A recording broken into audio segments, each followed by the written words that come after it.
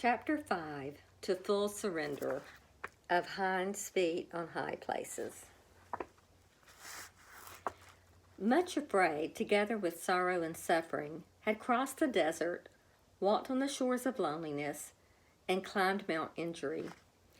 Now the shepherd had told them the next part of their journey would lead them through the forest of danger and tribulation. Almost as soon as they reached the trees, they saw the mean, sickly face of Self-Pity looking out from behind one of the trunks.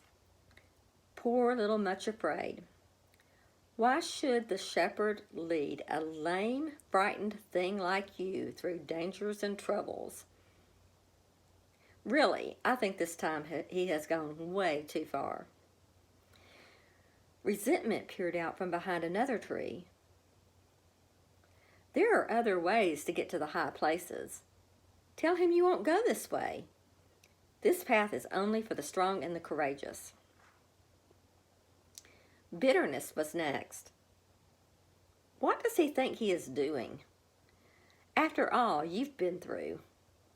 Still, he has always something worse ahead. Then craven fear and pride stood on the path in front of them.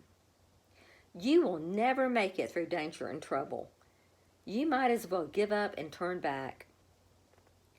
Much Afraid tried to keep walking, but found that she limped painfully whenever she heard their voices. Yet she couldn't put her fingers in her ears with dropping the hands of her helpers.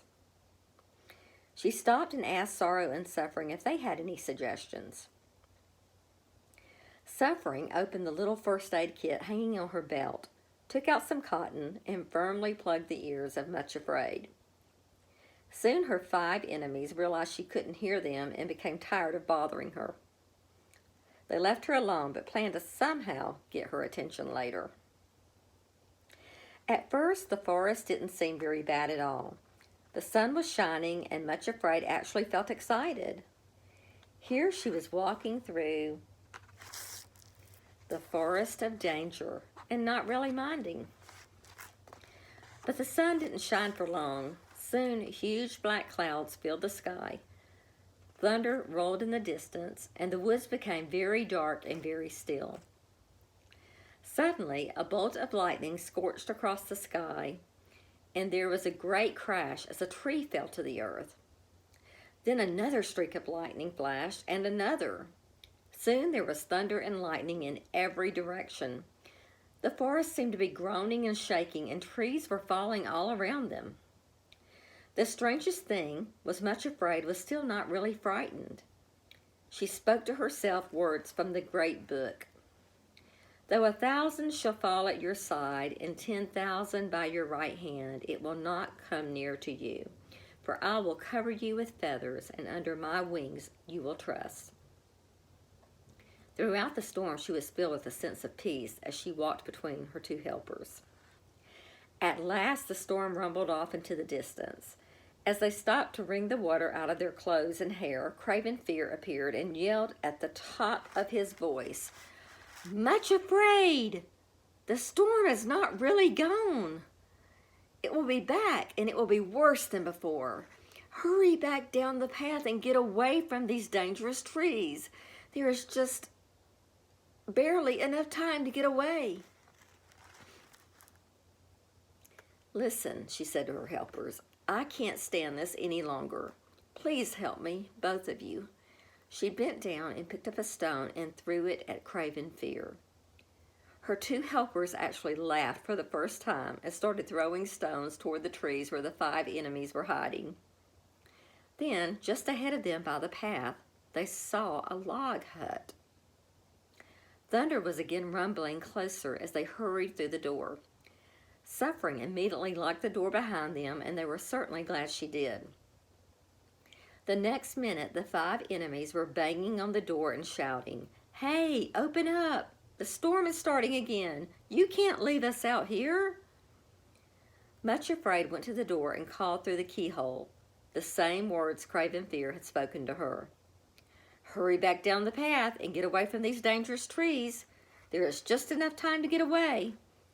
There was a sound of angry voices outside, then hurrying feet as the storm hit in a flurry. Inside the hut, much afraid, and her helpers found everything they needed to stay warm and comfortable. In a short time, while the storm raged outside, the three were sitting around a crackling fire drinking hot chocolate. Much afraid realized with surprise that this was the happiest and most peaceful part of her journey. As they lay down on the mattresses they found piled in a corner, she repeated to herself softly, "He has covered me with his feathers, and under his wings I will trust." The storm continued for several days. Much afraid came to know sorrow and suffering in a new way and began to understand more of their mountain language. She found that they were becoming more than just her helpers, they were her friends. At last they started out once again with their supply sack filled with water and food taken from the cabin's well-stocked pantry. The storm was over, but a heavy mist remained everywhere. It was so thick they could see only the trees on either side of the narrow path. The ground was very muddy and slippery as they walked through the fog day after day. Finally, Much Afraid cried out, "Will this fog ever go away, I wonder?" A voice she knew all too well answered from beyond the trees. "No, it won't," said Resentment. "This is how it's going to be all the way up the mountains. It will be like this for the rest of your journey." Much Afraid pretended to not hear him, but he kept on talking. "Have you noticed, Much Afraid, that the path isn't going up, it is staying level? You missed the upward way, and now you are just going around and around in circles." Much Afraid had not really noticed this, but now she realized it was true. They weren't climbing at all. She turned to her friends. "Do you think we might have missed the right path? The fog is so thick we may have gone past it without realizing it." They reminded her not to listen to her enemies. "This is the way the shepherd told us to follow. We will stay on it." So Much Afraid kept on, stumbling and falling on the slippery path. Bitterness broke in clearly. "Well, you should at least go back and look instead of going on and on the wrong way." "You poor little thing," self-pity whispered through the mist. "You are just continuing day after day on a path that is taking you nowhere, and you should be going to the high places." The voices kept on whispering at her as they walked until at last Much Afraid decided to sing. "If I sing quite loudly, I won't be able to hear what they are saying," she told herself. And so the muddy, wet, and bedraggled Much Afraid began to sing one of the songs from the great book. Her enemies immediately went quiet. "What a good idea," she thought. "This works much better than putting cotton in my ears." And she sang even more loudly. "Hello, Much Afraid," said a cheerful voice close beside her. "I like the song you are singing." There, walking beside them, with a pleased smile, was the shepherd. Much Afraid was very happy to see him, but felt embarrassed by how she looked. She wondered how long he had been walking with them and how many times he had seen her slip and fall. "Much Afraid," he said softly, knowing her embarrassment, "I don't think of you as you are now. When I look at you, I see you as you will be when I have brought you to the kingdom of love. When I notice you finding the path hard and slipping and falling, it only makes me think of what you will be like when you are leaping and skipping in the high places." Much Afraid reached out and took his hand, and they walked on, singing the song together. As she continued her journey, Much Afraid learned many more lessons. Each time she had to lay aside what she wanted to do and decide instead to do what the shepherd wanted. After each lesson, another stone was added to the little bag that she carried with her. Her feet were still twisted, but Much Afraid was hardly limping. Little by little, she was changing. Her helpers seemed different too. They still held her hands, but she didn't feel any sorrow or suffering in their touch. They were becoming even better friends, and often as they walked along, all three of them sang songs from the shepherd's great book. Then came the hardest test of all. One day, the path led them to a great and rocky hole. They stood carefully at the edge and peered into it. They saw nothing but darkness. It was impossible to know how deep it was or how wide. The only sound was that of rushing waters, and Much Afraid realized that they must be near a great waterfall. She looked at Sorrow and Suffering and asked, "What is this place? Do you know where we are?" They answered softly, "This is the canyon of full surrender." Much Afraid trembled and repeated their answer. "Full surrender? Full surrender." She understood immediately what they meant. She was to give up everything. She was to be willing to lay down even the shepherd's promises. She must be willing to never receive her new name and to never have Hinds' feet. Suddenly, the words of bitterness came to her mind. What does he think he is doing? After all you've been through, still he always has something worse ahead. Kneeling down at the edge of the canyon, she reached and took out the little bag of stones. She emptied them into her lap and looked at them. Should I throw them away? She asked herself. Aren't they all just empty promises? Do they really mean anything? One by one, she picked up the stones, remembering each lesson, and each time she had laid down her own desire for his.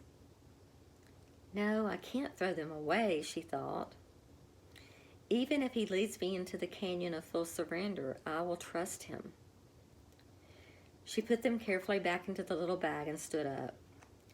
Sorrow and Suffering had been sitting quietly, watching her. Now they stood too and laughed with relief. Much Afraid turned to them. "What should we do?" she asked. "Can we jump across to the other side?" "No," they said, "that would be impossible." "Then what are we to do?" she asked. "We must leap down into the canyon," was their answer. "Of course," said Much Afraid, "we must leap down into the canyon." Then, for the last time on that journey, though she didn't know it was the last time, she held out her hand to Sorrow and Suffering. She was weak and very tired, so instead of taking her hands, they moved closer and put their hands under her arms so she could lean on them. Then, Much Afraid jumped into the dark canyon of full surrender. The canyon was deep, and had she landed on the ground alone, she might have been hurt quite badly, but her friends were so strong that Much Afraid was just a little bruised and shaken. The canyon was quite dark and filled with fog, so they couldn't see anything at first. They stepped forward, carefully feeling their way through the darkness. They came to a large rock that seemed to be some sort of altar. Much Afraid spoke quietly. "This is the place. This is where I am to make an offering." The waterfall they had heard from the head of the canyon was roaring mightily beside them. They stood in the cool They stood in the cool shadows at the foot of the cliffs, letting the spray touch their faces. Much Afraid listened to the thundering waters, and it sounded to her like a whole orchestra playing a familiar song. Suddenly, she realized it was the same music she had heard from the little river in the valley she had called home so long ago. "Come, oh come, let us away, lower and lower every day. From the heights we leap and flow to the valleys down below, always answering to the call to the lowest place of all." Much Afraid watched through the dim light as the water joyfully leaped over the lip of the falls and shouted out its song. "It looks as though the waters think it's the loveliest thing in the world to be poured out like this," she said. She turned quietly to the stone altar. This time, instead of just laying down her own desires, much afraid laid her whole self on that altar. She gave her crooked feet, her twisted mouth, and her fearing heart. She gave all her hopes and dreams for ever getting to the high places. She gave all that she was and all that she would ever be. There came a flame from somewhere that seemed to burn deep within her heart. A beautiful sense of peace filled her, and she fell asleep.